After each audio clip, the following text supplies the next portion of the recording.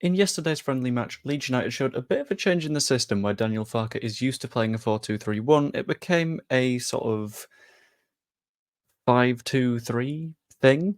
I'll get into that in a little bit more detail later, but basically it involved highly aggressive wing backs, and thankfully, Leeds United look like they might be on the verge of signing a top player in that position for the Championship, because we have had a huge Jayden Bogle boost. And in this video, I'm going to talk through what a Bogle deal would look like, some of the recent developments in the story and why that sort of benefits Leeds, what the Leeds United system changed to and why that matters, how Bogle fits the system, and ultimately what is likely to happen in the coming days. And just to warn you, my camera is currently incredibly low on battery, so if I have to switch to a crap webcam in a few minutes, that's probably why. Anyway, diving into it. So what exactly would a Jayden Bogle deal look like? Basically, a couple of days ago, we had the initial news that Leeds were offering £4 million to Sheffield United. Had two different bids that went in with that same amount of money. I'm going to turn on the light. Two different bids, same amount of money, £4 million to basically say, okay, let's make this happen. The difference between the two was the sort of payment package and structure and format that we were paying the money in, which second bid probably paying more of it up front. But both were rejected because Sheffield United at that point were demanding £7 million. However, it seems like the two sides might have met an agreement because there have been some recent developments in this story. Whilst we have our own pre-season friendly matches and we're looking through them and thinking, oh, these could be quite interesting, we're not the only club that have these. Sheffield United also do, and have a friendly against Chesterfield today, or tomorrow. I'm sort of recording this the night before I'm publishing it. And the reports at the moment are that he is being left out for this match. And some might say that there's a chance of an injury, but that's not the truth in the slightest, as far as I can tell. He definitely seems fit. He played a week ago, full half of football, wasn't taken off for an injury, anything like that. It just feels like nobody wants to jeopardise the move. Because if Bogle gets injured here, Sheffield United can't sell him, Leeds United can't get him, Bogle himself doesn't get the move. And this tends to happen when there are moves on the horizon, so it's something that we should definitely use as a sort of sign, as a factor, and go, right, okay, keeping an eye on absolutely everything. This will start to make a little bit of sense going forwards. And considering this, and considering the fact that he's a wing-back rather than a full-back, I think we need to talk about Leeds United's system change, because I think he could be absolutely essential to the way that we play next season, and it would be remiss of me to not talk about it. Basically, where normally Leeds United have played in a 4-2-3-1 with a right back and a left back, and normally if one bombs on, the other stays back, just to give you a little bit more defensive structure, we're changing it to a 3-4-3 with wing backs. So 3 centre backs, and then right wing back, left wing back, 2 central midfielders, and then 2 weird sort of wide 10s behind a number 9. It's a fun system. There's a video to be done there. I might do that tomorrow. I've not decided yet. But in the match against Harrogate, we needed to play Dan James out there because, in terms of our list of right backs, it doesn't really exist. There's Sam Byram there-ish, but he effectively played as a centre back in the game against Harrogate for the half of football that he was on the pitch. So that sort of complicates things quite a lot. And on the opposite flank was Junior Firpo, whilst we had wingers available.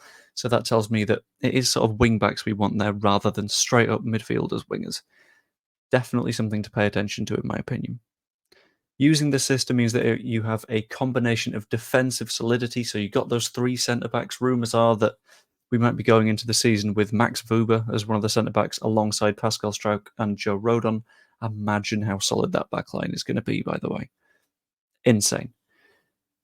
And you similarly get attacking freedom. So the likes of a Firpo and a Bogle know that if they bomb on and the other team try and attack in transition, you've got a nice solid defence behind them that means that you're not really going to have significant problems. But like any system in the world of football, you need perfect cogs for it. So looking back at that game that happened yesterday, Dan James, whilst he did do the defensive stuff as well as attacking, likes to be higher up the pitch. So it's a situation where someone with a past set of experiences as a defensive player would likely thrive by comparison, and that's why I think Bogle is essential, and there are a few ways that he fits the system. Had a look at his heat maps, had a look at his past games, and he is incredibly mobile and box-to-box. Had a look at the last time that he was playing in the Championship, which is, I think, the season before last, and his heat map was basically just right-hand side, the entire flank was just red, except for like 3 yards off the byline, because he's someone where if he's whipping in a ball, he's doing it from like 12 to 18 yards off the byline to try and get a nice little bit of angle on it, which is quite nice. But he's happy to play absolutely anywhere up and down that wing, which is wonderful. And in addition to that, at times he's played down the left-hand side. Admittedly, that is significantly rarer than playing on the right, but it's good to have someone that can do both, that can sort of be comfortable on either wing. And when he's played on the left, the heat map has been similar. It's been the entire flank. There's no limitation in terms of is he happy enough to go forward when he's on that side. Add on to that the fact that he scored 3 last season in the Premier League, which was almost 10% of Sheffield United's goals. Very funny to me. Means that I think he will have plenty of freedom in the system to just do his thing.